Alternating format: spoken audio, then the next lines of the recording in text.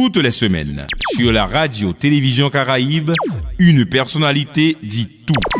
Débat ouvert sans langue de bois. Mardi 10h PM, reprise vendredi 9h PM sur la chaîne 22.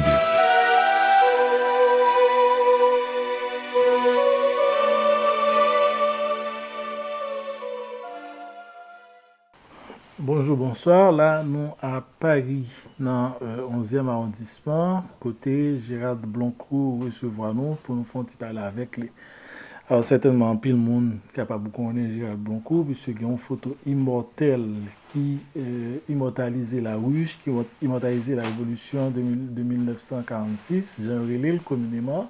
Et la donne, il y a Jacques-Stéphane Alexis, il y a René Despestre, il y a et Becker et gain tout et Gérald Blanco qui est là-dedans. Gérald Blanco, donc, nous avons plaisir ouais, ici hein, et qui m'a posé première question.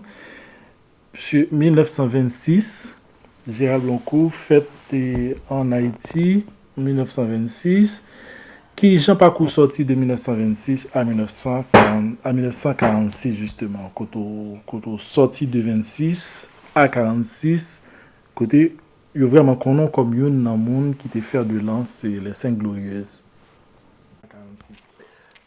Papa, c'était un Guadeloupéen.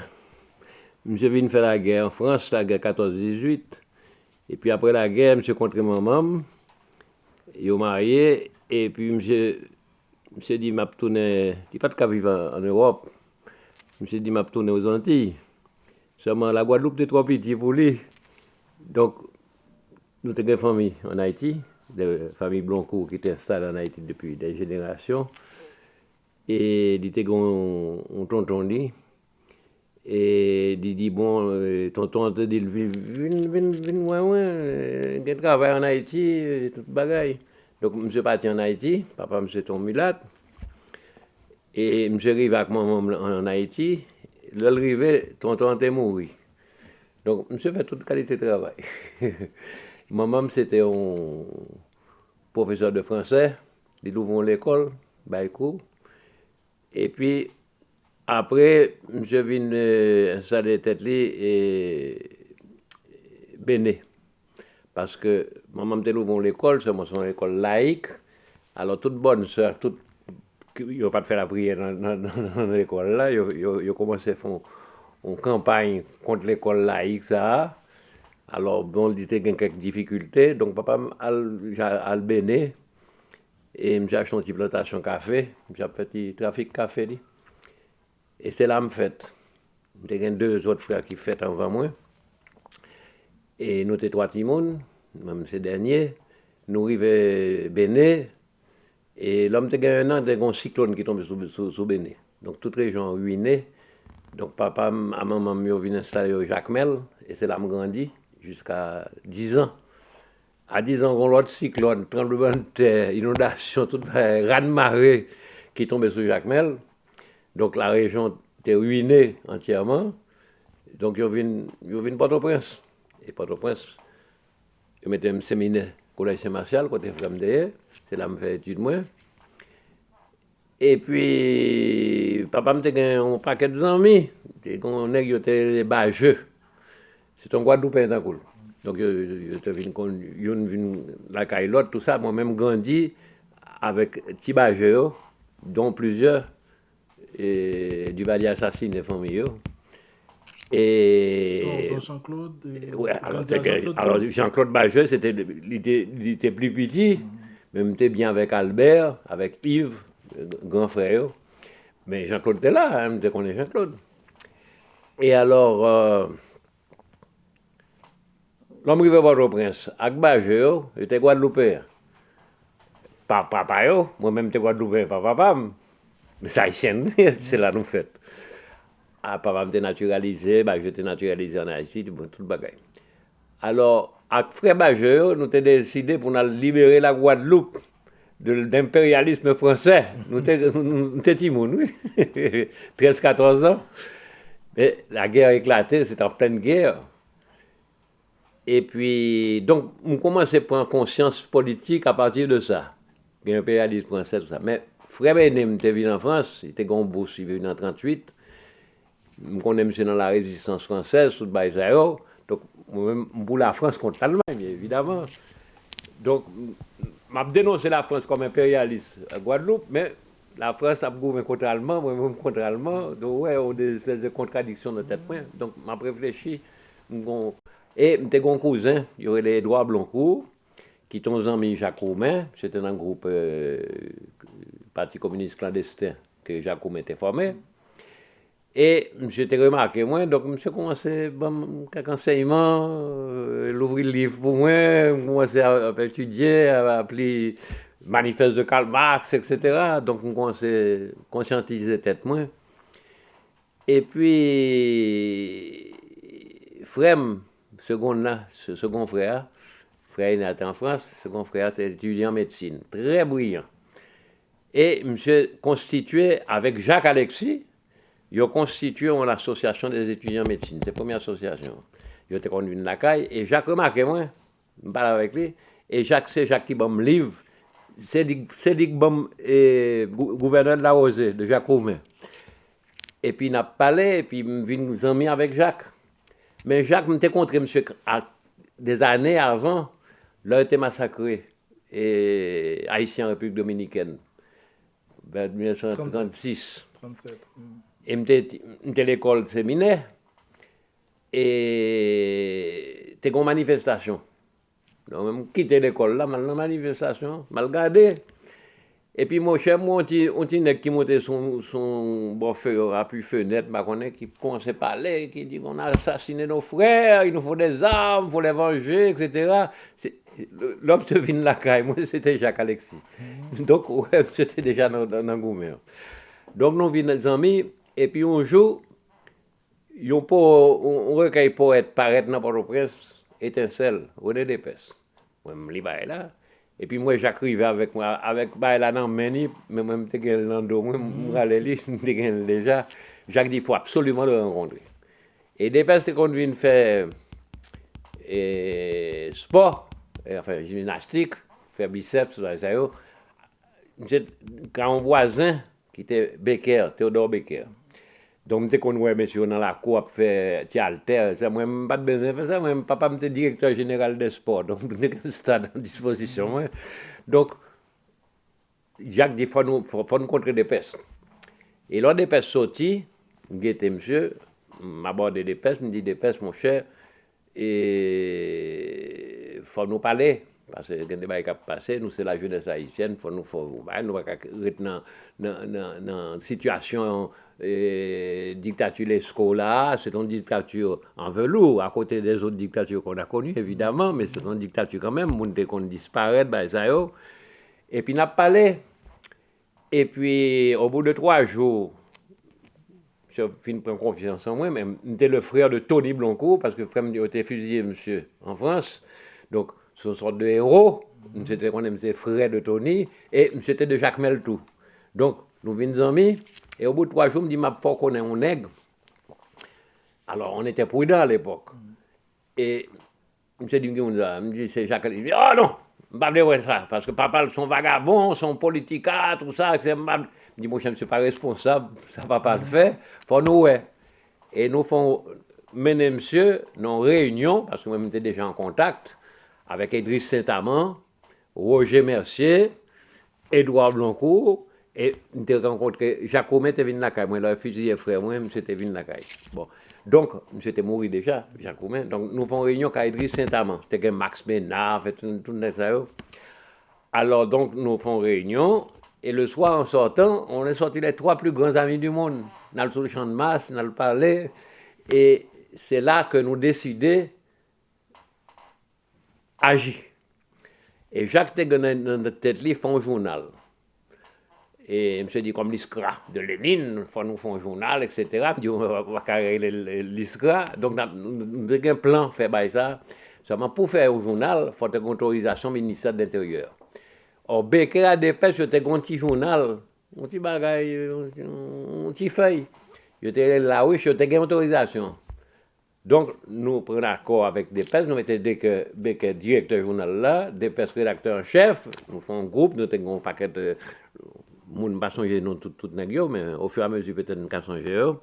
Gérard Chenet, enfin, tout le monde sait, Georges Beaufils, et nous fait La Ruche, journal de la jeunesse haïtienne, et c'est moi qui dessine le titre là.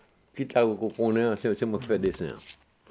Parce que moi-même, j'étais un des fondateurs du Centre d'art, avec Judith Peters et Maurice Borneau, Albert Mangonès, Joran Pono, qui mourit là, il y a 1 an, 2 ans. Et nous avons fondé le Centre d'art. Je fais partie des 7 fondateurs du Centre d'art. Nous avons milité Centre d'art. Et donc, nous créons le journal Zahar, qui était un succès. Et à l'époque, par concours de circonstances, Aimé Césaire était venu en Haïti. Là, nous, ça qui parlait français, mon cher, etc., toute la jeunesse a saisi, tout le monde commençait à prendre un livre, lire. Alors, il y avait une effervescence dans tous les milieux de la jeunesse haïtienne. Et c'est Mabille, un Français qui t'a présenté de Gaulle, qui est un grand intellectuel de gauche, c'est monsieur qui t'a fait inviter Césaire. Césaire vient de la caille, il mange la caille, moi, parce que maman, c'est un intellectuel, il a fréquenté tout le monde, ça. Bon. Et à ce moment-là, Mabille invitait André Breton. Quand André Breton arrive en Haïti, putain, André Breton, alors, conférence dans Rex, etc., le président de la République vient dans la conférence, et nous commençons à publier articles bretons, incendiaires. Alors, au bout du 3e numéro, l'ESCO décidait de saisir la ruche, d'interrompre la ruche. Alors, bon, pas que d'anecdote, parce que Jacques Thévelet fait un attentat contre l'ESCO, et nous avec lui, et bon, nous pas foutu attentat parce que c'était bien encadré. Je raconte ça dans le dernier livre là. Okay. Bon, je raconte toute l'anecdote. Donc, à ce moment-là, agitation commençait. Je sais ce journal-là, nous faisons une manifestation devant la statue de Saline. Alors, toute jeune vini, et la police vini, matraquage, tout ça, là. Bon, et bien, nous réussissons à échapper. Mais il y a arrêté des pestes avec Becker. Il y a bien sûr pas dans la caserne de Salines, mais dans le quartier général là. Et je crois que j'ai passé la nuit dans la caserne de Salines. Alors avec Jacques Nouté clandestin, avec Chenet, avec Beaufils, avec tout le monde, Becker était en prison avec Dépès, nous décidons que c'est la première fois dans l'histoire du monde que nous fixons le 7 janvier 1946 à 10h du matin la révolution. Nous lançons le mois de révolution. Alors, toute la Port-au-Prince, garde à patrouiller, métal track, toute bagaille, bon, et nous avons rendez-vous devant la faculté de médecine. Et Jacques était dans la faculté A avec étudiants, parce que tu conseilles organiser, monsieur. Et moi-même, je arrivais avec Chenet et Beaufils, pas changer dans toute l'action, nous sommes un groupe d'une vingtaine, ils ont cherché nous. Nous obligé de mettre un chapeau, on vient chier sur moi, pour ne pas reconnaître moi. Nous arrivons devant la faculté de médecine là, et Jacques sortit avec étudiant. Mais tu as la garde d'Haïti qui était là, qui était postée, tout autour. Alors, nous commençons à vivre la révolution, et Gadio marchait sur nous. Alors Jacques dit, tenons-nous par les coudes. Alors, on s'est donné le bras. Mais nous avons coco macaque sous tête, nous avons commencé à courir. Alors, Jacques volait son garde, mon cher. Les désarmés gardes là, moi, je volais sur l'autre, nous étions gros nègres à l'époque. Désarmés nègres là, mon coco macaque, que je connais, c'est maman qui mène l'autre vient en France, il mène le pouvoir, comment on le coco macaque là. Alors, il faut le coco macaque, et là, monsieur, nous commençons à goumaquer, et puis, bruit et courir, que le côté dit tirer sur la gueule. Mais monsieur, il n'a pas osé tirer. Et à un moment donné, Jacques dit, va chercher les filles au lycée. C'était un lycée de jeunes filles. Je passe dans le gardio, courir, je vais dans la cour du lycée, je dis, on assassine vos frères, venez avec nous. Toutes filles ont sorti, au paquet étudiantes lycéennes. Ils ont venu, ils ont suivi moi. Le gardio est femme. Il n'a pas osé m'attraquer. Alors, manifestation prend ampleur, et puis nous-mêmes, nous commençons à organiser, hein, nous avons dans bidonville, tout ça. Nous faisons tout le monde venir, puis aucune manifestation peut être sur Port-au-Prince. Alors, la police m'a traqué, et puis là, nous arrivons, alors, nous attaqué Saint-Louis-de-Gonzague. C'est moi qui étais là. Une photo, monté sur grille là, et une parmi nous, tu as mon coup de main, tu tes pieds pour monter sur là. Bon, nous l'ouvrons tout, séminaire collège martial, et là, nous arrivons le lycée Pétion, tu as un abstract avec le lieutenant Pechina, celui qui est devenu grand peintre. Monsieur était lieutenant, monsieur a les revolvers liés, pouf, monsieur tiré sur moi. Et puis, on a eu les Tijans. Non, c'est Tijan. C'est ça le nom, ça. Monsieur prend balle dans la tête de monsieur mourir. C'est la première victime de 46. Alors, il a rentré dans le bar là, et puis il a couru, et puis il a attaqué le séminaire. Jacques passé derrière, t'es un poteau, il a enfoncé la porte là derrière, moi-même t'es devant. Et pendant que t'es devant là, on n'a pas attaqué le séminaire pour nous ouvrir la porte, pour faire les vieux sorties. Je dis, Magloire, le fameux Magloire, a venu avec une colonne de camions, monsieur a venu. Alors, une quinzaine, un paquet de monde, une vingtaine de nègres, me dit, monsieur, prends roche pour stopper les nègres là. Et puis, mon cher, m'a fait un flashback. Des années après, Martha Jean-Claude, saute Cuba, divine la caille, moi, je Anthony, c'est la caille, moi, je descends, vous songez ça. Martha était là, t'as mangé, t'es un guitariste cubain. Et puis, n'a parlé de ça, pendant me raconter ça, Abdoula, après, m'apprendre que y a une jeune fille qui prend une roche. Et ils vont une roche, pouf! Et ils pètent à 4 soucis de Magloire. 100. Alors, bah, il a stoppé, donc il n'a pas pu venir nous emmerder. Et puis, moi, regardé ça, il dit qu'on fille, le Mata, qui vont en roche. Il dit, Gérald Mata, c'était moi. Ouais, pas extraordinaire. Alors donc, on a réussi à faire sortir ces choses. Et le premier soir, la garde d'Haïti a pris les choses en main. Donc, nous étions fatigués. Donc, tout le monde rentrait à la caillou. Et on a fait une réunion à la LU chez le docteur Rico. Docteur Rico, c'est un opposant, c'est un paquet de mecs de gauche comme ça. Il n'y a pas de constitué, mais des groupes. Nous faisons une réunion, tu as Idriss Saint-Amand, Roger Mercier, Alexis, Dépès, même tout les gars, et tu as un paquet de grands monde qui cherchaient à récupérer le mouvement. Alors là, nous décidons qu'il faut nous remettre ça le lendemain. Alors il y a un volontaire, me dit d'accord, et le lendemain, avec toujours Gérard Chenet, on ne s'est jamais quitté. Et beau-fils était là tout, parce que nous un groupe d'une dizaine, nous arrivons dans ce Port-au-Prince là, devant le magasin des champs.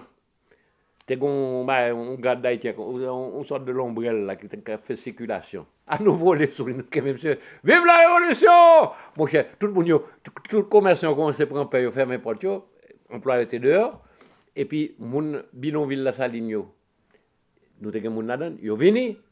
Ah, mon cher, 5 minutes après, la police arrivait, coup de coco, macaque, tout le bagaille.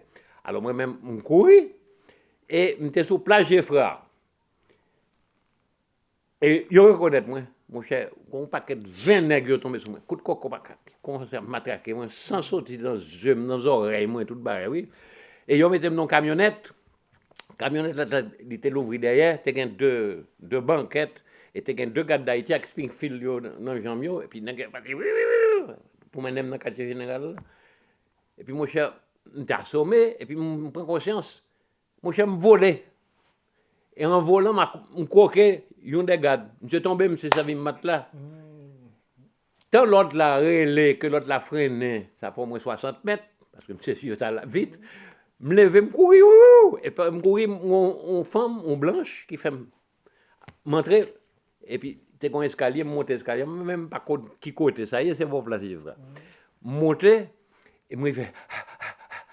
Femme n'a rêvé, il dit, je vais vous. Et c'est la première fois que moi, on lettre battue à. Il y a les encore. Non, on lettre avec un sirop là dans une machine électrique. C'est la première fois, moi, ça dans la vie. Je ne t'entendais pas parler ça, mais.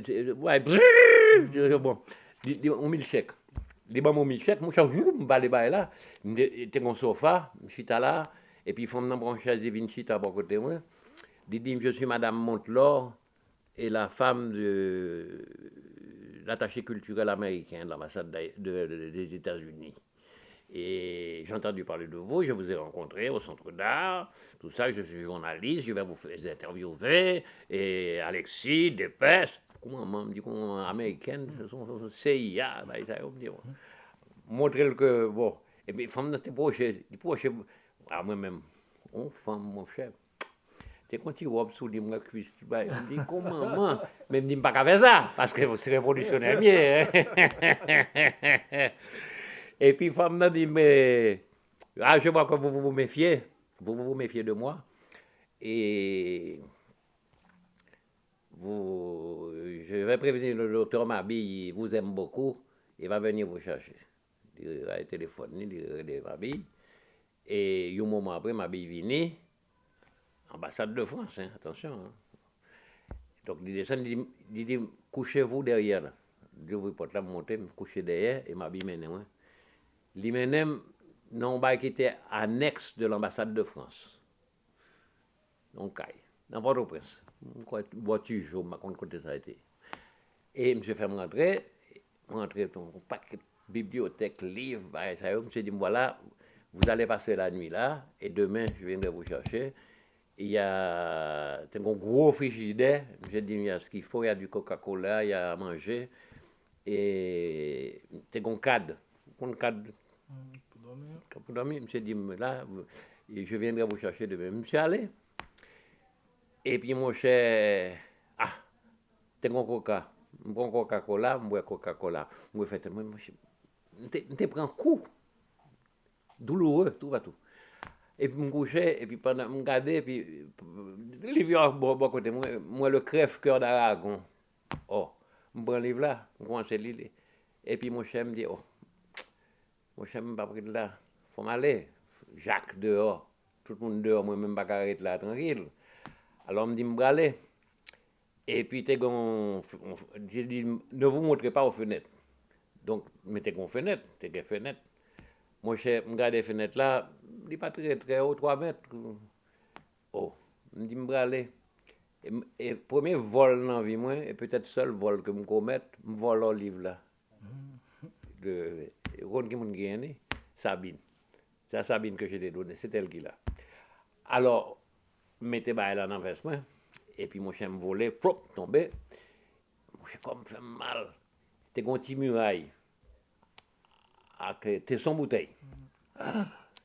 Mon chef me volait sur le muraille là, me fait attention pas couper peut-être près, puis me volait dans l'arrière, puis me tend une espèce de des voix. Me dit qu'on a une manifestation. Ben, elle a continué. Et me continue à avancer. Et mon chef me tombe sur aucune manifestation. Qui est-ce qui a conduit là? Jacques Alexis. Je dis, bon, quand on est passé comme ça, je crois que tu es en prison. Alors, je me raconte M. Baïla, ça me fait gros là. Et puis, mon cher, nous montrer, nous manifester, tout ça, bon.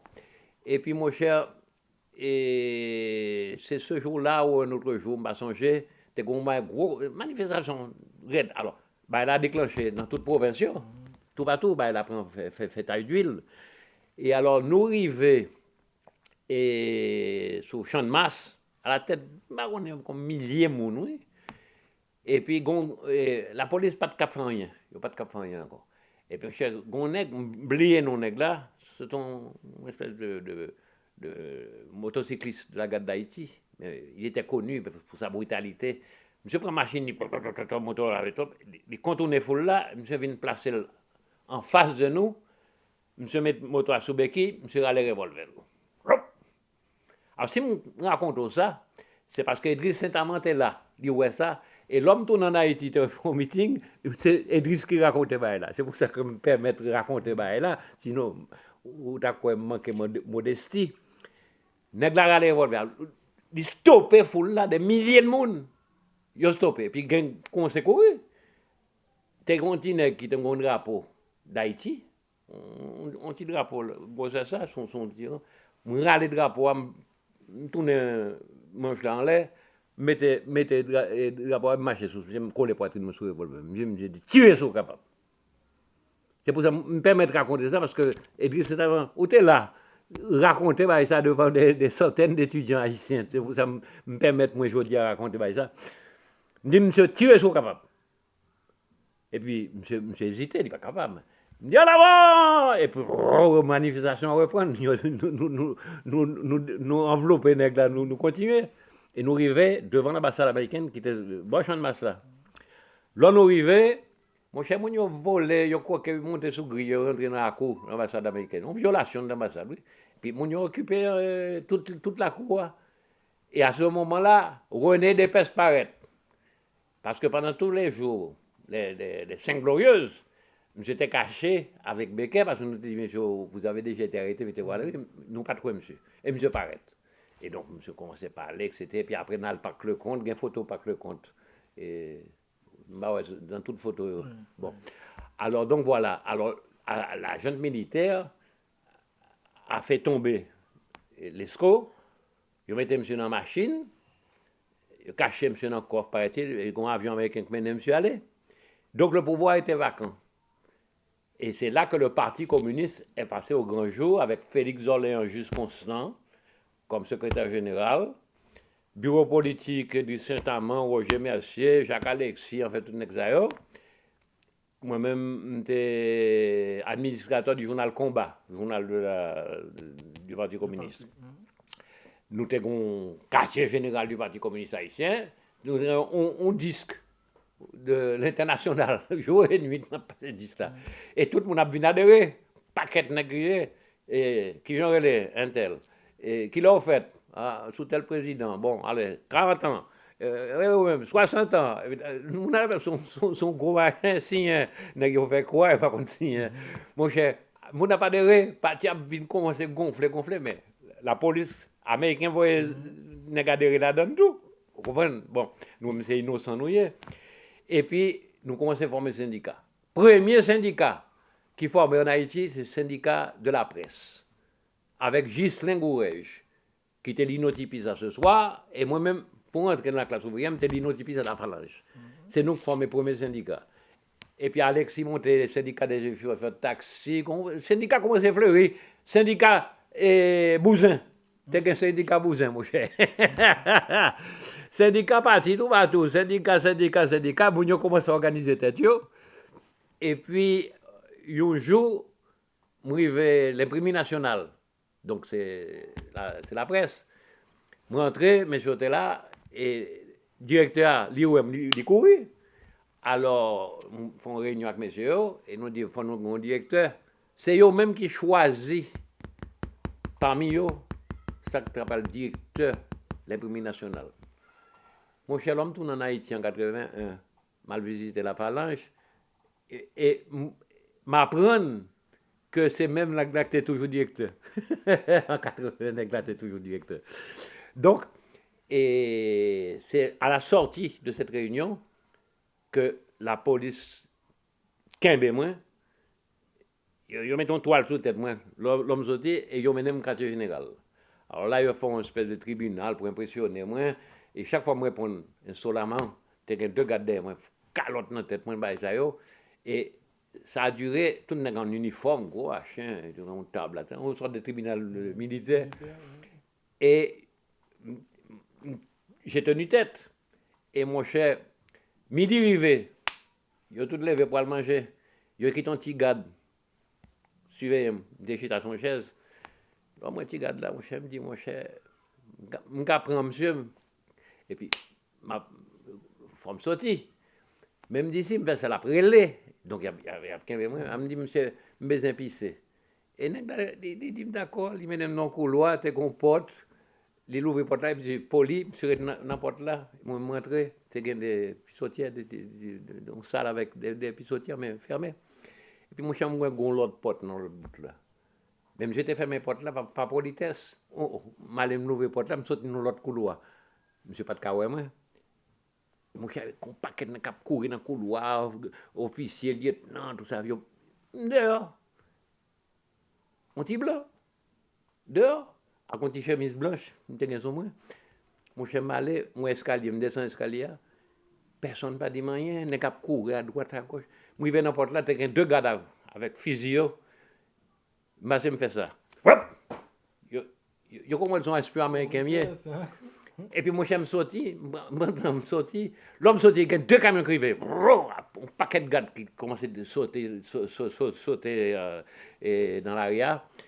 Moi je marchais, et puis nous, pas loin du champ de Mars, je remontais, je passais devant Paramount. Je ne sais pas si c'est toujours là. Non, pas là. Bon, je passais devant Paramount, tu as photo, film. Moi, je me fais comme si je regardais photos, tout ça, puis moi, je marchais, je arrivais juste coin Ruelle Piquant. Moi, je l'homme arrivé coin Ruelle Piquant. Moi, je commençais, je partais en courant, je battais un record du monde. Je filais, je tombais sous la lue. Et la lue, moi, je montais, marcher, et mal cas des gens qui étaient un peu plus haut que la Ruelle Piquant, c'était des amis de Rodolphe Moïse. Et je me disais, moun sa yo, Rodolphe te menem là. Donc, je arrivais là, je rentrais la caillou. Et ouais, mon cher, je te sang tout bas, je te calé tout bas, oui. Alors, mon cher, et je mettais à l'abri. Et le soir, Rodolphe Moïse venu chercher moi, avec une vieille machine, et deux autres nègres.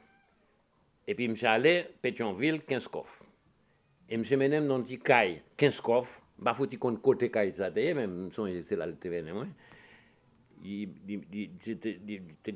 C'est pour des Coca-Cola, sandwich, manger. Il dit, bon, reste là, passer une nuit là, et n'avait noir demain. Alors, donc, c'est un mat là, à terre. Bon, on mettait là, on s'est dormi. Et mon cher, pendant que je dormi, je m'entendais, coup dans la porte à l'eau, la police arrivait. Mon cher, j'étais armé, hein. Je n'ai pas de revolver, je suis 15 mois. Ils m'ont des. Mais moi, c'est même pas mes notes, non, son code, ils m'ont bon. Et puis, ils m'ont allé, et là, ça a été la dernière fois, je n'ai pas évadé, et ils ont expulsé moi. Et c'est ma bille avec André Breton, surtout ma bille, qui était en contact avec moi. C'était apprendre que Jean là t'ai décidé de liquider moi. Alors, ouais, parce que Jean là t'ai pris pouvoir. Jean là t'ai pris pouvoir. Alors, donc, il a décidé de liquider moi. Je trouve un prétexte quelconque, parce que pas de cap, c'était populaire, tout le monde te connaît moi. Il a décidé de faire un accident. Et c'est ma bille qui apprend ça, qui a discuté avec Jean là, je me connais. Et je me suis obtenu qu'ils ont expulsé. Donc, ils ont banni d'Haïti comme citoyen français, parce que maman était français, papa était français, mais naturalisé haïtien, s'étant immiscé dans les affaires intérieures du pays. C'était le premier bail là. Deuxième chose, ayant appelé l'armée à la révolte, enfin, marqué tout le bail dans le livre là. C'était 3 chefs d'accusation. Et là, ils ont mené mon avion, papa me vient voir moi. Bon, deux valises, et puis il a eu l'autorisation de m'embrasser. Bon, et puis il était dans l'avion, et l'avion m'emmène dans la République dominicaine. Et l'homme arrivé dans la République dominicaine, Trujillo, la police, il a arrêté moi. Et il m'a demandé pour aller dans l'ambassade de France, puisque j'étais recommandé par ma bille, tout ça. Moi, arrivé moi, ambassadeur, il traitait comme un chien. Et ils mettaient dans un petit hôtel. L'homme arrivé dans l'hôtel, là, me dit, comment maman? Je l'ouvre la valise, moi. Eh bien, dans la valise, moi, mon cher,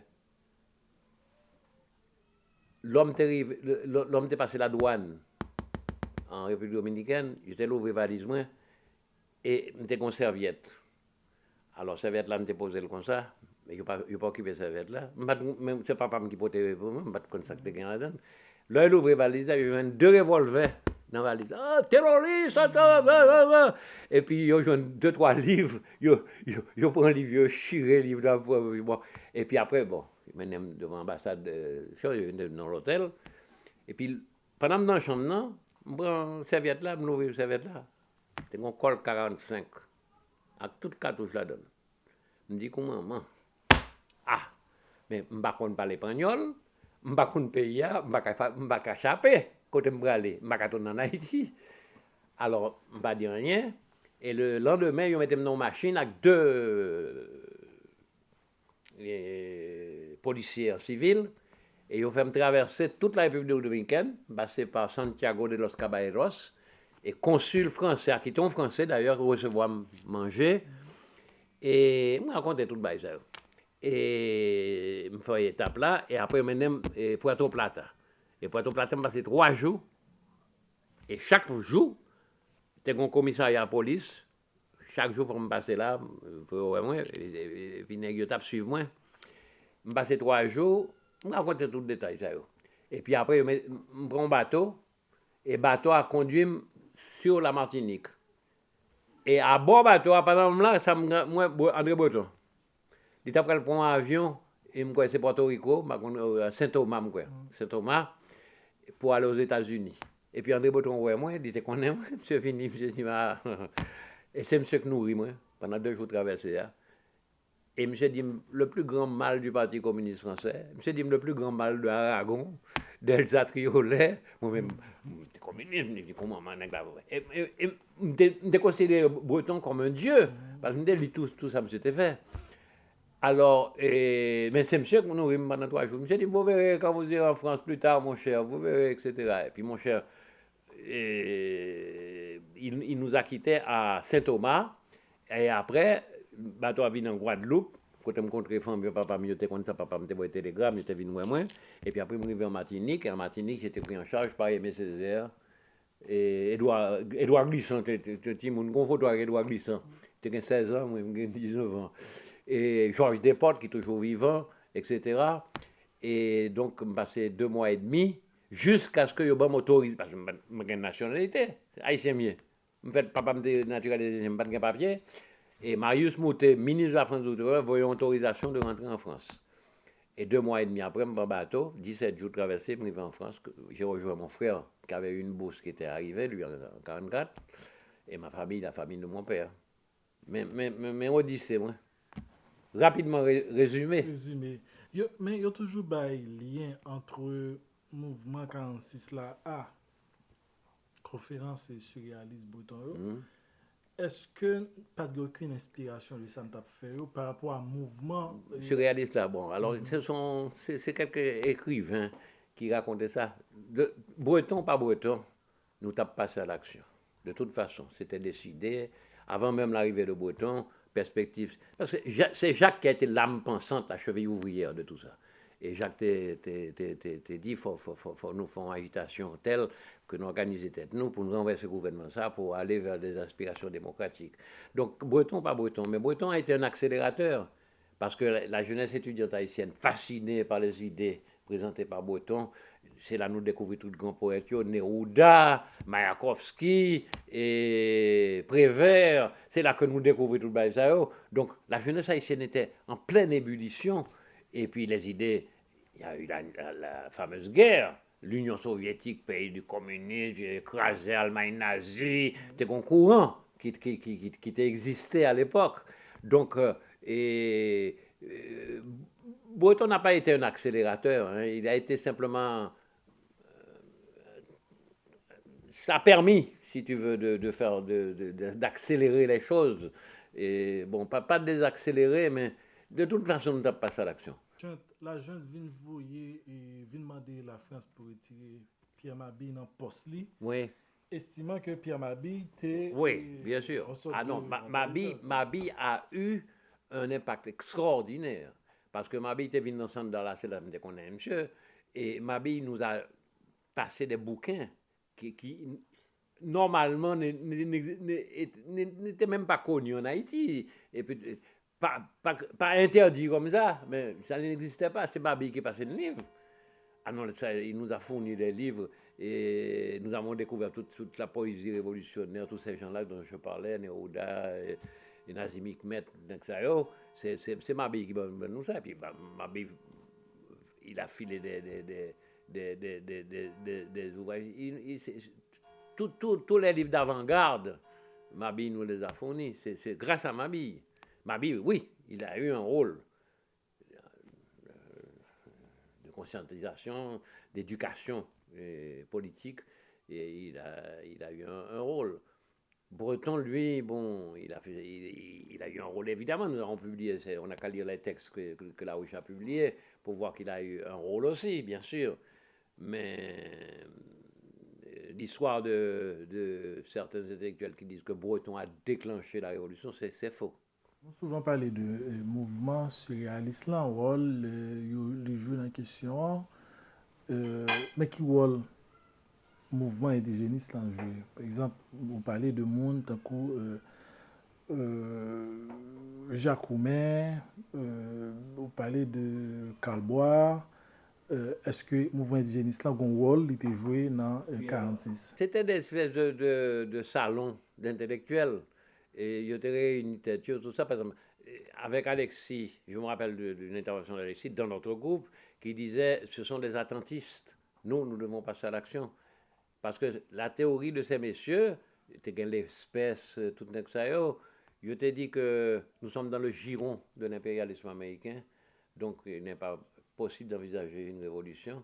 Il faut simplement essayer de faire prendre conscience, conscientiser, organiser, mais il y a des milliers de kilomètres de pensée qu'il fallait passer à l'action. C'est-à-dire que nous, on voulait passer à l'action. C'est la différence. On les appelait des attentistes, mais nous sommes en relation avec eux. Dont vous faites parler, c'était des politiciens de gauche, bien sûr. Mais ils cherchaient à récupérer le mouvement.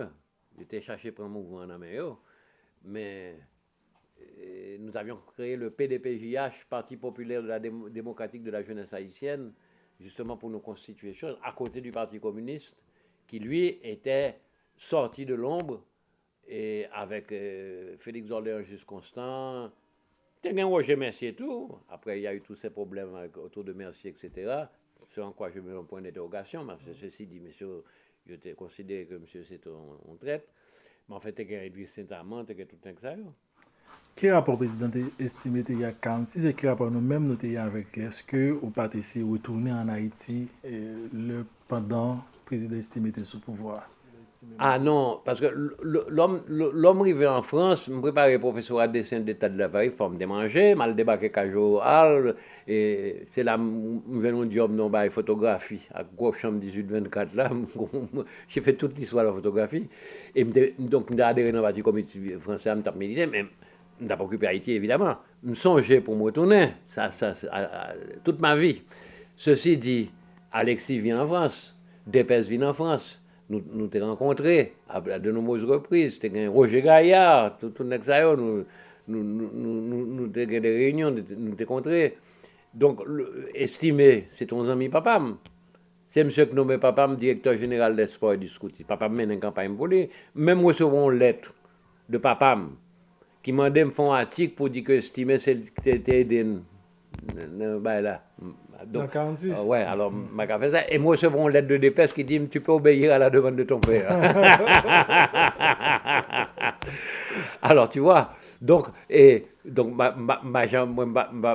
m'a falsifié l'histoire. Et puis après, la situation était confuse. Et puis, j'étais jeune garçon, faut pas de métier. Je me préparé pour professeur à dessin de pas de métier, puis je viens embarquer dans la photo. L'humanité pour moi, je milite en France. Donc, si vous voulez, dans notre tête, moi, je fais un bagaille, je lutte. Je ne pas perdre Haïti de vue. Ça me semble en Haïti. C'est-à-dire que là, je connais ma goumé. Il y a une grève, il y a mineur, il y a un docker, mais j'ai une grève là, m'a contribué dans la lutte là. Pour moi, c'est même lutte là, mais je suis un internationaliste. Donc, on regarde Haïti avec perspective que pour me tourner un jour. Mais à cette époque-là, c'est pas parce que j'estimais arrivé au pouvoir que je tourne en Haïti. Parce que j'estimais pas représenter pour moi et peut-être un progrès avec des guillemets par rapport aux autres. Mais son fils a été un macoute d'ailleurs. J'ai rencontré un fils qui était ambassadeur. Jean-Robert? Oui, je l'ai rencontré quand on a fait la grève de la faim à Saint-Méry. Et je rencontré monsieur Macoute. Il y a souvent parlé de révolution 46 là comme révolution noiriste. D'abord comme révolution noiriste. Et qui vont trouver par rapport à Athènes? Est-ce que vous êtes d'accord avec l'interprétation ça? Écoute, Sur le plan historique de l'analyse, de la justesse des mots, c'est une révolte. C'est un mouvement révolutionnaire, mais ce n'est pas une révolution. Parce que si c'était une révolution, tu as une suite, nous avons pouvoir, nous avons un paquet de bagages, ce n'est pas une révolution, c'est un mouvement de révolte. C'est un mouvement révolutionnaire au départ, comme ça, mais ce n'est pas une révolution. Maniga a toujours présenté comme tel. Mais oui, naturellement. Pour qui ça, naturellement? Qui est-ce qui présente? Que Maniga a présenté comme Ah oui, révolution. on dit la révolution de 46. Bon, moi, je veux bien. Pas contre utilisation moi, parce que c'était une volonté, mais ce n'est pas une révolution. C'est un mouvement, un mouvement révolutionnaire, c'est une révolte. Le peuple a participé, bien sûr, parce que sans le peuple d'Haïti, sans les gens des bidonvilles, on n'aurait jamais pu renverser ce gouvernement. Et si ça n'avait pas fait tache d'huile dans tout le pays, parce que dans tout le pays, grève sous Cap Haïtien, Igo Naïf, et Jacques Mel, tout partout, le mouvement s'est amplifié. Et donc, sans le peuple d'Haïtien, sans les gens d'Haïti, ça s'aurait foiré. Alors, je me rappelle qu'avec Gérald Bloncourt, il a fer de lance et révolution, en fait, mouvement 46 là, qui traînait l'ESCO dehors pouvoir, président l'ESCO dehors, et depuis 1945, Gérald Bloncourt a vécu en France. Gérald Bloncourt, en France, vit de photographie, peinture, écriture, qui ont fait pour marier trois branches dans la vie depuis 1947. Nous avons 3 créneaux. L'écriture, toujours écrit depuis un petit monde. La peinture, on continue à peindre, on continue à dessiner, peindre, faire des géographies. Et la photographie, c'est un hasard. J'ai besoin de job, j'ai un job là, m'apprendre la photographie. Et comme tu es militant communiste, parti à connaître, son dynamique, tout ça, photographe, et il a fait une vie de l'humanité. Mais on ne peut pas écrire la photographie avec un grand-père, il y a toutes les photographies possibles et imaginables. Et celles que je faisais, c'était la grosse chambre, tout ça, c'était pas du photojournalisme. J'ai appris le métier de photojournalisme en travaillant à l'humanité. J'ai appris ça sur le tas. Parce que c'est une autre écriture, c'est un autre type de chose. Ou même c'est journaliste, oui. Ouais, c'est pas un bagaille que l'ensuite alors font un roman. C'est différent. Nous sommes des transmetteurs, nous sommes des passeurs de mémoire. Nous sommes pour moi, la photographie est devenue une arme. Et puis, à l'époque, nous traversons une période aussi particulière. L'homme arrivé en France. Nous allons dans la Maison de la pensée française, créée par Aragon, 2 rue de l'Élysée. Le Parti communiste prônait le réalisme socialiste, avec Jean Blard, Faugeron, Boïsazewski, le réalisme. La peinture soviétique, c'était les ouvriers, travail, manifestation, les héros, le combattant, etc. Et toute la peinture, ce que j'appelle la peinture, était mise de côté comme un truc décadent. C'était le réalisme socialiste, même pas le réalisme socialisme, c'est le réalisme, pratiquement. Donc, pas qu'à abonder dans ce sens-là. Donc, moi, j'étais contre la position du parti. Même si je l'ouvre Diol, moi, mon compte, il y a mis des dehors, on me besoin de parce que je pensais que nous allons faire la révolution. Je fais mes Diol, moi. Donc, j'ai peint en secret. J'ai continué à peindre toute ma vie, mais en secret. Et après, bon, mais sûr, après, me l'ouvrir.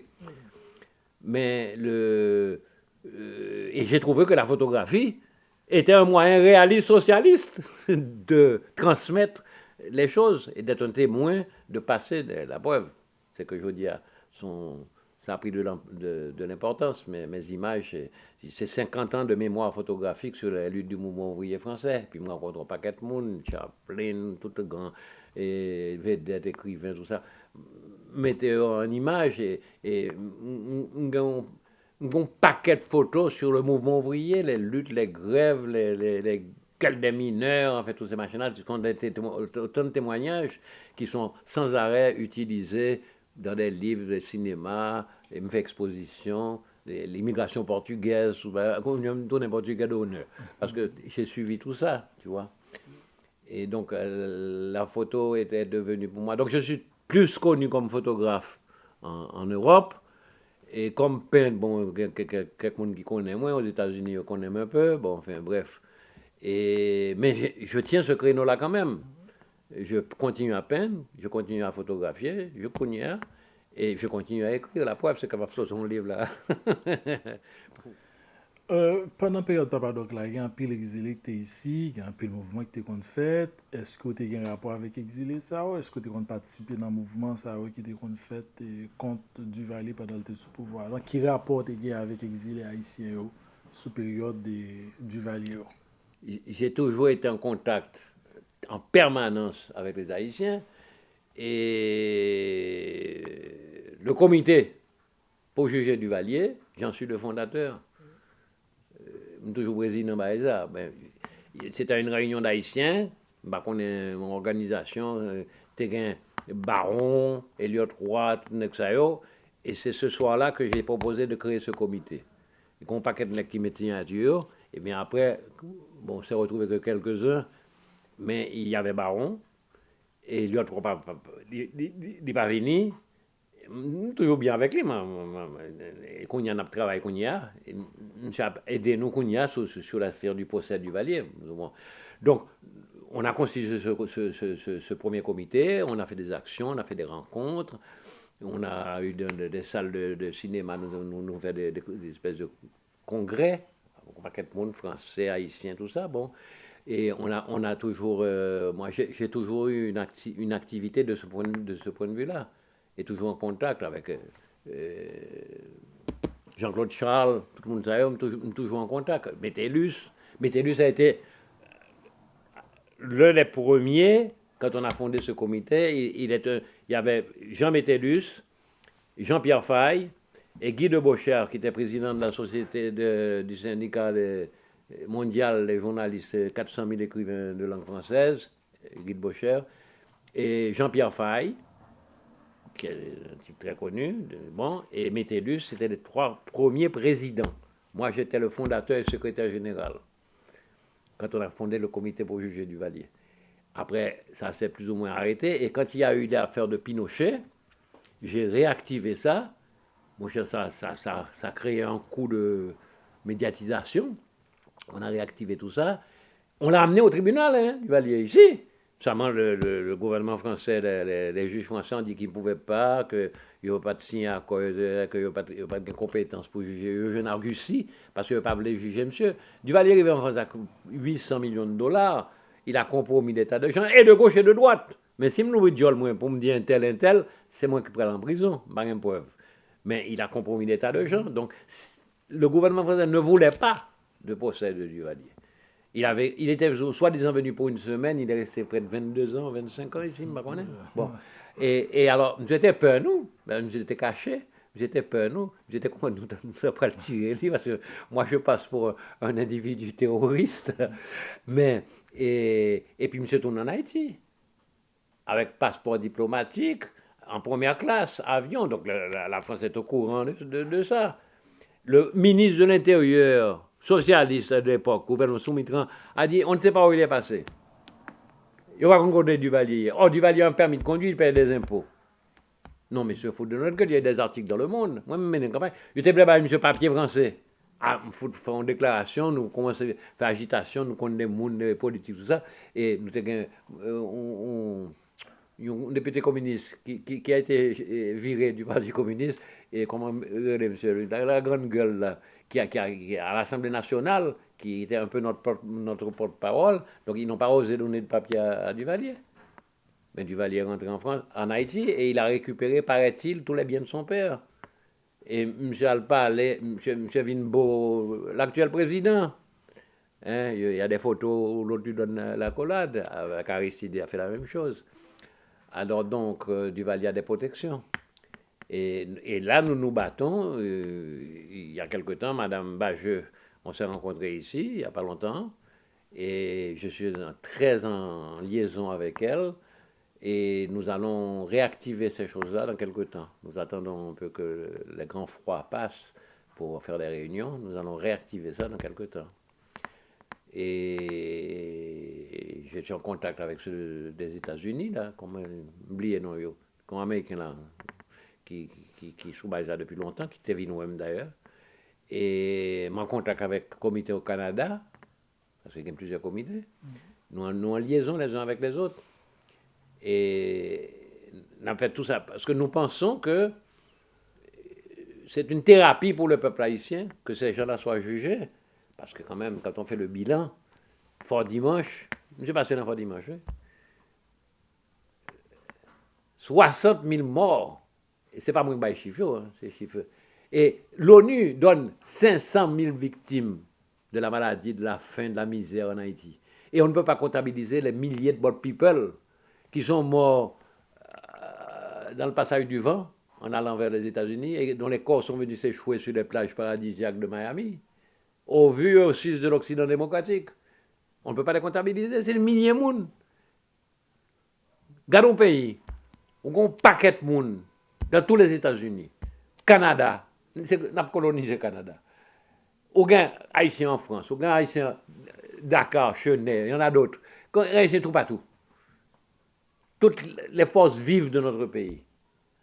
Et j'admire, je tire mon chapeau, je vais mettre préciser dans le reportage là, aux amis qui sont restés dans le pays, aux écrivains qui vivent en Haïti et qui sont là.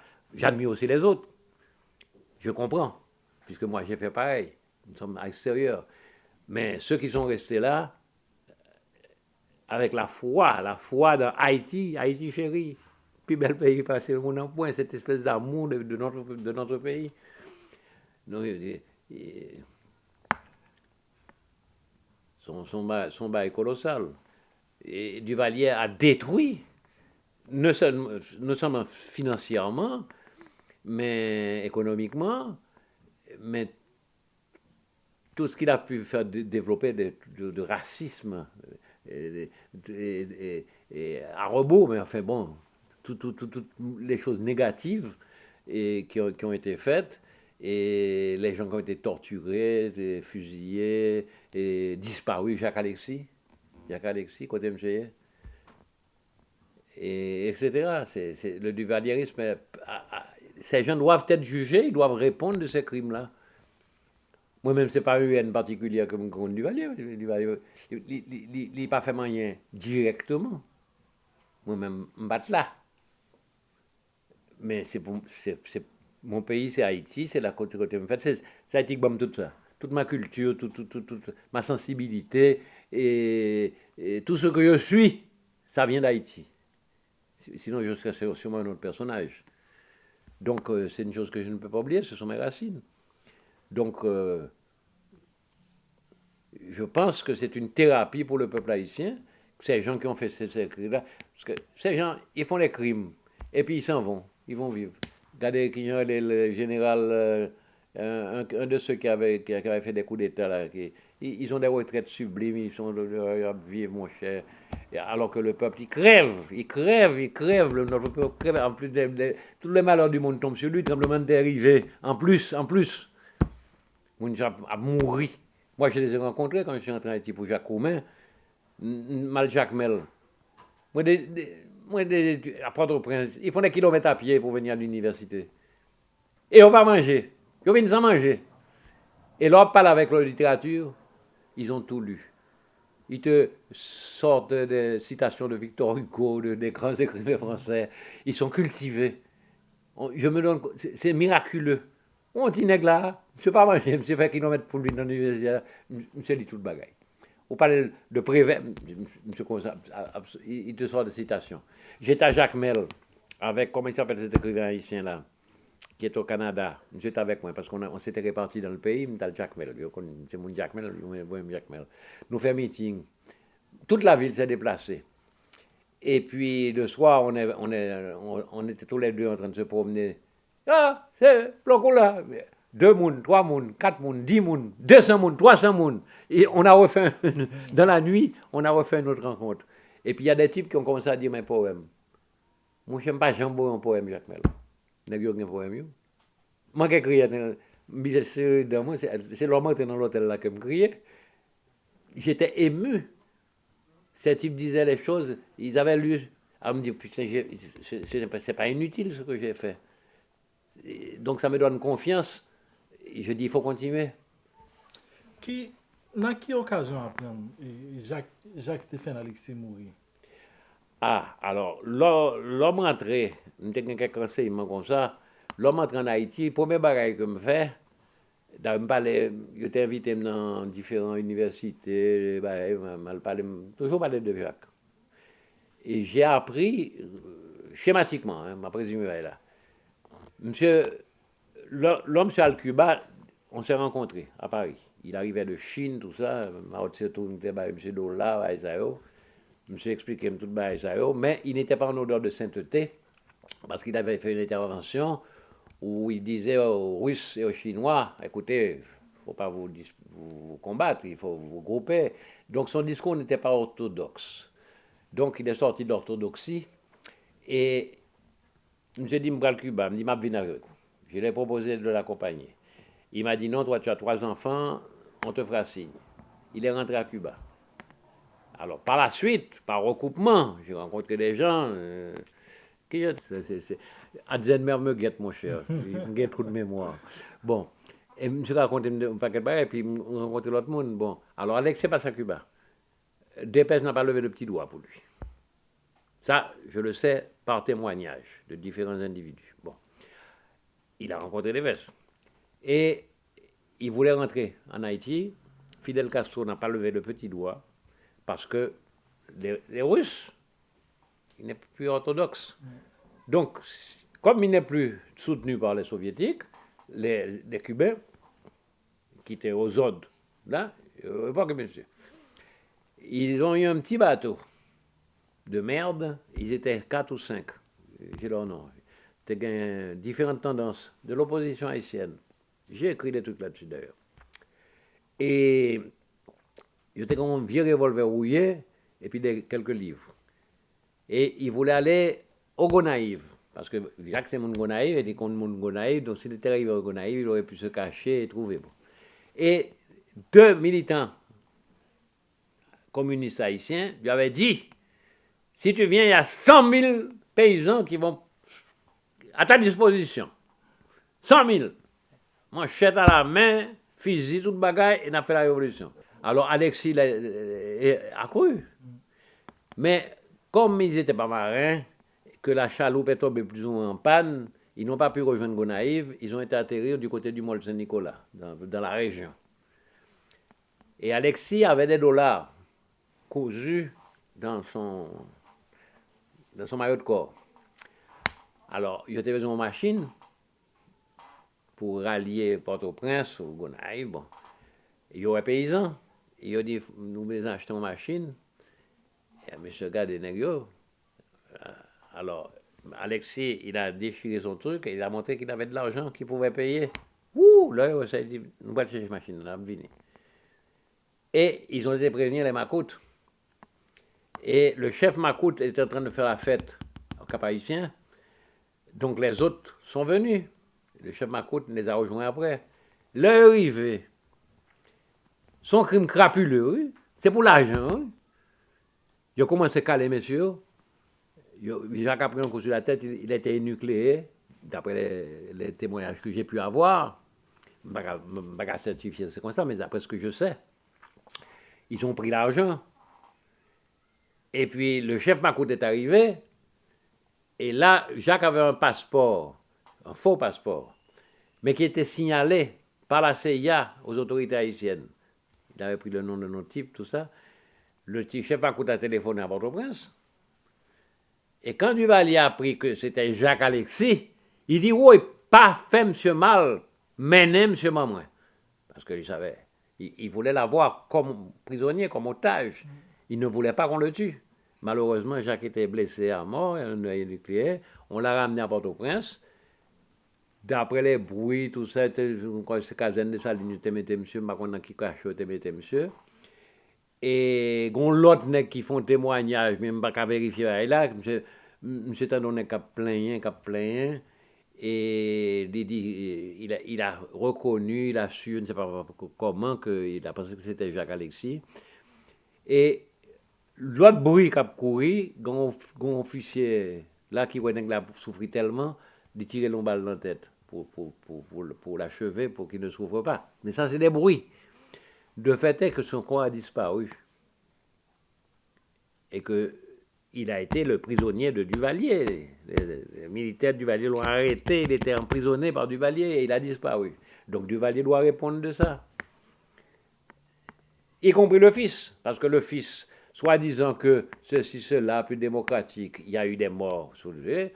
Nous avons des témoignages de gens qui étaient arrêtés sous Duvalier père, qui ont continué à être arrêtés sous Duvalier fils. Il en a fait arrêter d'autres, il y en a d'autres qui ont été tués, exécutés. Et lui, quand il a pris le pouvoir avec les millions, hein, attention, hein, et il a pris le pouvoir avec l'organisation de Duvalier, c'est-à-dire les Macoutes, il a pris le pouvoir, il a succédé pleinement et en toute conscience à son père. Alors après, on vient dire que, bon, là, il y a eu moins de crimes, il y a besoin de moins de crimes, même un crime, ça suffit. Donc, il a continué l'œuvre de son père, bon, atténué parce que dans le courant de l'opinion internationale, nous, on agissait aussi. L'homme dit nous, c'est nous ici, c'est aux États-Unis, c'est tout partout. Haïtiens manifestaient, Haïtiens dénonçaient, Haïtiens témoignaient. Il y a eu quand même des courants dans l'opinion internationale qui font que le type, il est obligé de lever un peu le pied. Et il a été renversé par le peuple haïtien. La main nue. Après renversement Duvalier, est-ce que vous avez essayé de retourner à Haïti? Oui, on me tourne tout de suite. Monsieur parti avant, moi-même j'étais là parce qu'on collectait des livres. Il avait lancé l'initiative de collecter des livres pour Haïti et j'étais le président du comité des livres. On a collecté 1 million de livres et comme il y a des meetings dans toute la France, donc je ne vais pas rentrer tout de suite, monsieur parti devant, tu es rentré avec Théodore, non? Il est rentré là une semaine avant et une semaine après, moi j'étais là. C'est là qu'il monsieur allé. À m'entrer immédiatement, définitivement dans la tête, moi. M'entrer pour m'aider. Monsieur Cadou, j'ai aidé, j'ai fait tout ce que j'ai pu pour les jeunes, les étudiants, leur donner des formations, apprendre des techniques, faire des tas de bagailles comme ça. Enfin, j'ai fait ce que j'ai pu. Et le comité des livres, on s'en est occupé.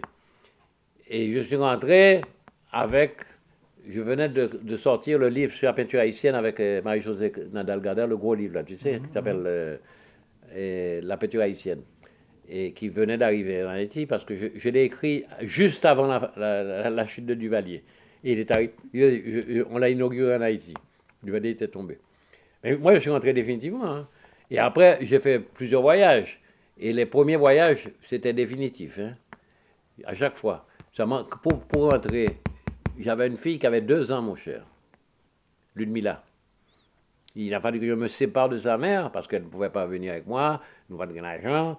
En plus de ça, elle venait de passer son diplôme, première femme prof de mécanique en France. Et la gosse avait 2 ans, bah, quand même, elle est en Haïti avec moi, donc on s'est séparés. Donc je vais continuer à la voir d'ailleurs. Et elle adore mon autre fille, c'est 2 sœurs, avec 2 mamans différentes. Il y en a une qui est brune, l'autre qui est blonde. Pour réaliser cette prouesse, il a fallu 2 mamans. Et alors donc, j'ai tout laissé tomber, hein, y compris mon métier. Mes archives, tout ça, j'ai mis ça dans un carton, j'ai mis ça dans un hangar, et m'entré. Hein, j'ai tout laissé tomber, je suis entré. Et puis c'est au bout d'un certain temps que je me suis dit, bon, ben moi, maintenant je vais faire la navette. Et comme on s'est séparés, j'ai rencontré Isabelle, ça va faire 26 ans que nous sommes ensemble. Isabelle est venue avec moi, on a descendu chez toi. Donc elle est venue avec moi, et Isabelle est journaliste. Et me faire 11 voyages. 11 voyages depuis la chute de Duvalier. Je me rappelle que avec Gérald Blanco, il y a un affaire de lance 1946, Gérald Blanco qui recevait nous à Paris, mais malgré Jean-Well jeune en forme, c'est 87 ans, et surtout que joue un gros rôle dans le mouvement 46. Alors, il y a une question que je me posée, Kounia, et mon cap regardé capable de même question ça, est-ce que d'après vous-même, 1946 était utile à quelque chose? Alors, m'aborde 2 opinions peut-être contradictoires. Je me pose quelquefois la question si nous n'avons pas fait l'ouverture pour arriver à Duvalier. Peut-être nous avons cette responsabilité-là quelque part. Mais je pense que des idées semées en 1946, dont j'ai des échos encore aujourd'hui, la preuve c'est qu'on vit nous et moi, c'est que il y a un jeune haïtien qui a réfléchi sur l'histoire pays, qui a cherché à comprendre ce qui passait. Je pense que nous avons été des semeurs de rêves peut-être, mais d'espoir. et que on a fait avancer un certain nombre d'idées de la démocratie, du rôle de la liberté de parole, du syndicat, enfin, des choses essentielles pour arriver à construire une démocratie. Je pense que ça n'a pas été inutile. Je pense qu'on a fait œuvre. Maintenant, on peut prendre ça autrement, on peut se dire, est-ce que notre échec, parce que ça a été un échec, n'a pas favorisé la chose comme ça s'est passé pour ouvrir la porte à Duvalier. Il faut voir les choses en face. Il y a c'est pas deux réponses, c'est une réflexion. Quand même, aucun de nous pas arrivé sous pouvoir. Hein? Aucun de nous pas arrivé sous pouvoir. Ouais. Mais non. Ah oui, après, il y a eu des gens qui se sont compromis un peu. L'homme en Haïti, dans 46 jours, tu fait un repas. Tu as un Kessler clair. Je vais oublier non nègre là. Kessler clair, mon truc ça. Dans le manger la qualité, gros repas. Et tout dans 46, blanc courir. Monsieur, j'étais aussi dans les grandes familles bourgeoises. Hein? Mais, m'a vivre comme monsieur. C'est qu'à pour l'été bien, moi. Mais, il avait été malais. Eh bien, et il faut te dire que quand j'ai revu ces messieurs, j'étais grand monde. Oh, vine peur, me dit qui j'en viens moi-même, cherchons une glace, me garde des têtes moi. Nèg yo vite grand monde. Et c'est même l'âge que moi. Alors mon cher, il y en a quelques-uns qui sont plus ou moins restés dans le combat. Enfin, sur des positions patriotiques. Je peux citer Gérard Chenet. Et les autres, Kessler Clermont avait pris l'exil. Il a été à l'UNESCO, il est rentré par l'intermédiaire de travail international. Là, c'est là qu'il est rentré à l'UNESCO. On s'est rencontrés de nombreuses fois. Mais l'homme rive, mon chien, il y a un caille, il y a un serviteur, leur fait repas. C'est vin français de grande qualité, c'est champagne. Ce sont des gens, la plupart, qui se sont enrichis. La plupart. Quelques-uns sont restés dans la lutte, mais la plupart se sont enrichis. Ah oui, non. Je ne peux pas critiquer, je ne peux pas leur en vouloir. Seule fierté, moi, c'est que moi-même, jusqu'à jeudi, j'ai ma retraite, je vis de mon travail, je fais le livre, je ne suis pas à plaindre, je vis, bien comme il faut. Ma femme est journaliste, elle gagne bien sa vie, on vit bien, on n'est pas comme les clochards que vous voyez sur les rues de Paris. Mais je lutte pour qu'il n'y ait plus de clochards. Donc, mais même pas millionnaire. Je n'ai pas une villa avec des quantités de serviteurs et une ostentation. Qu'est-ce que tu fais en réception pour moi? Tu as un paquet, t'invites un paquet pour mon écrivain, tout ça. Mon cher, au moins 10 salons là, des meubles, des collections de tableaux, des bagailles que l'acheter. C'est pas n'importe qui bagaille. Et un luxe. Dormir quand même, monsieur. Mon cher, ouais, carbone, monsieur. Oh, c'est hôtel 5 étoiles, oui, en France. Quoi faire, oui. Bon, bon. Je ne peux pas lui cracher dans la gueule. Il était en 46, il était avec nous. Mais je parle de lui, mais il y a les autres. Il y en a que plusieurs. Le transfert de classe, mon cher, son bagage. Moi-même, bon, comme lui, il tire le diable par la queue aussi. Moi aussi. Ça, bon, ça n'a pas rimé, mon cher. C'est moi qui fais à moi ça. Hein? C'est moi qui fais. Moi, je fais tout de mes mains. J'ai acheté une ruine avec ma femme pour une bouchée de pain. Je suis maçon, plombier, électricien, j'ai tout refait. Après, je vends quelques tableaux à doubler carré là, mettre chauffage central, petit à petit. Ça fait, ma fille a 22 ans, ça fait 21 ans qu'on a acheté cette maison. Kouyam Goncaille, belle caille, sur une colline. Et c'est dommage, on va être plus longtemps, mais dans là, c'est à 3 heures de Paris. C'est là que ma femme est partie, avec ma fille. Et elles vont passer le week-end. Elles sont parties en voiture, 3 heures. Donc, sauf par rapport à Haïti riche, mais par rapport à la France, je vis normalement.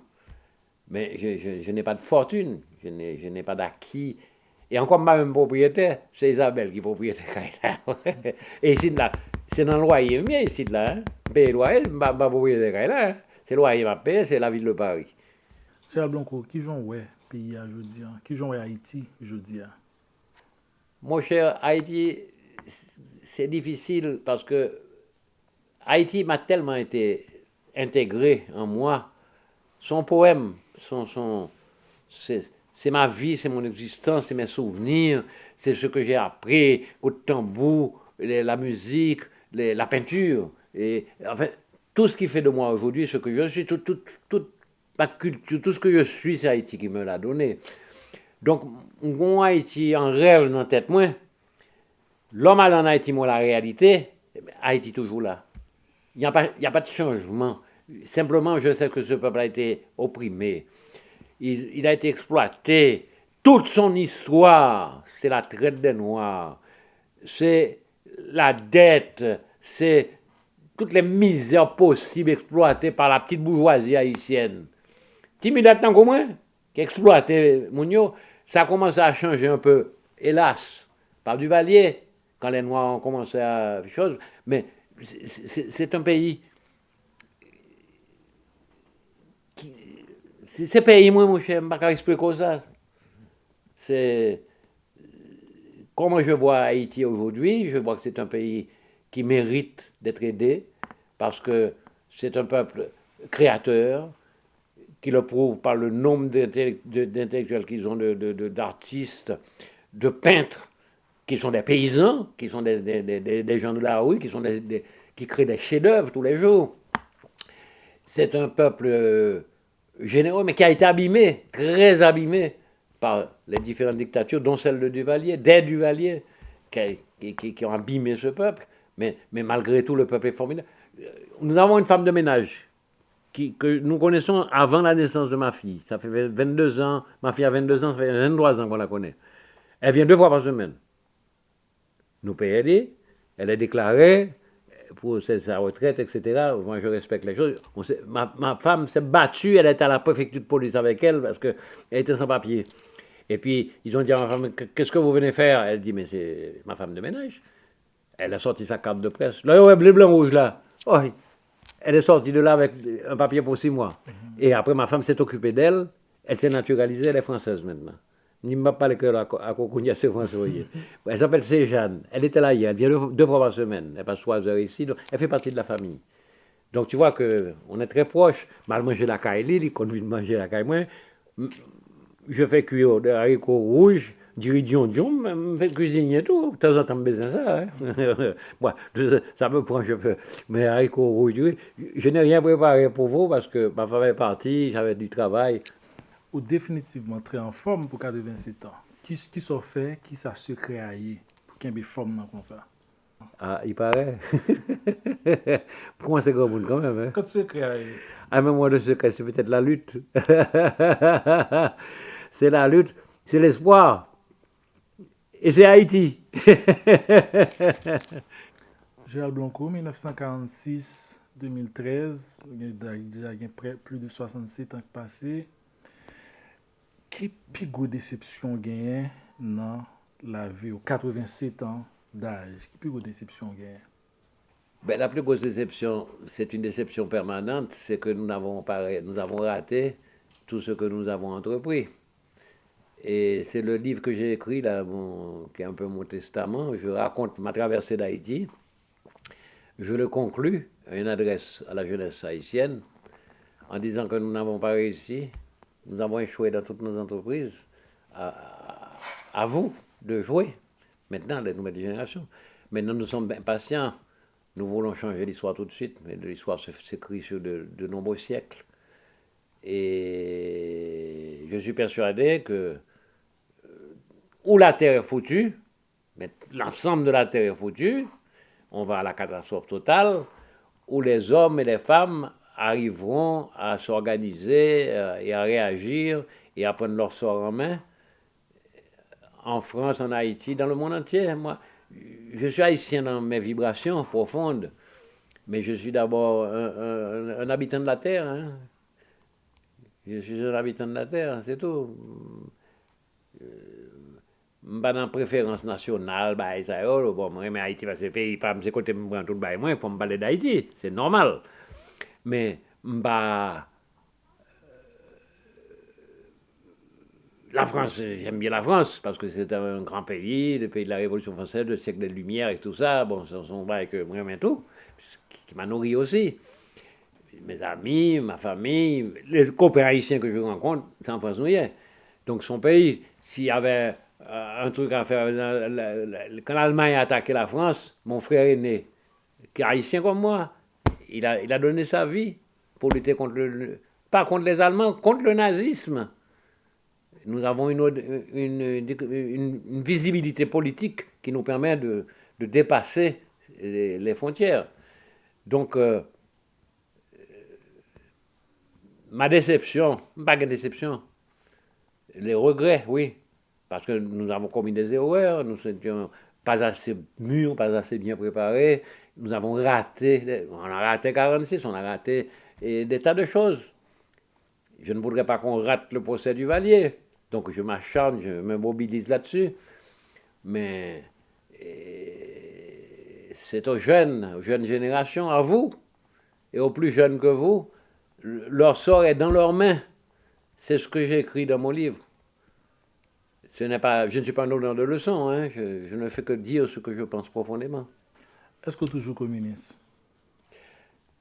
Je crois que ça aurait les communistes là, Banabatia, Batia. On a eu des divergences, tout ça. Et je pense que peut-être eux n'étaient pas communistes, moi je suis communiste. Parce que je garde mes convictions profondes, bien sûr, avec l'expérience, avec les lectures, avec tout ça.